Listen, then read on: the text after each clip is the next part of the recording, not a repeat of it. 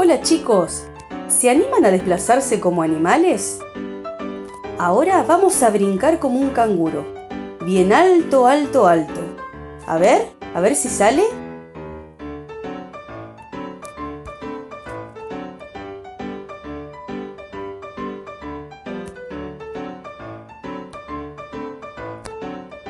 ¿Qué es esto? ¿Un águila? A ver quién puede volar como un águila, bien alto, alto.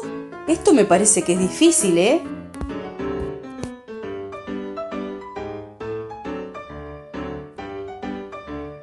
Un gorila. Vamos a caminar como un gorila. Pero este gorila camina y apoya las manos y los pies.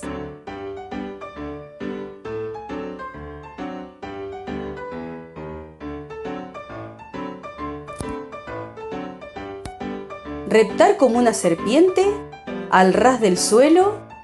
Qué difícil, ¿eh? Hay que hacer fuerza, ¿eh? A ver.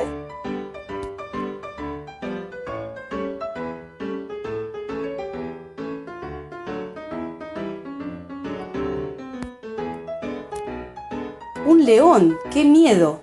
A ver cómo avanza ese león por la selva.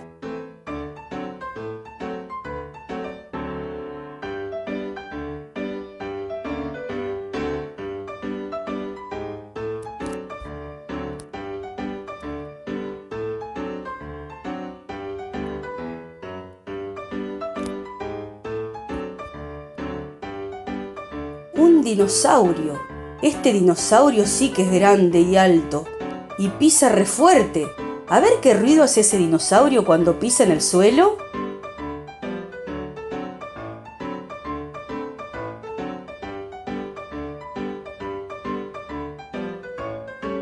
Ay, esto sí que es difícil ahora.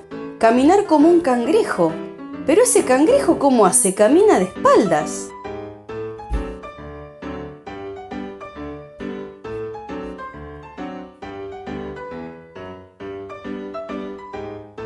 ¿Y le salió?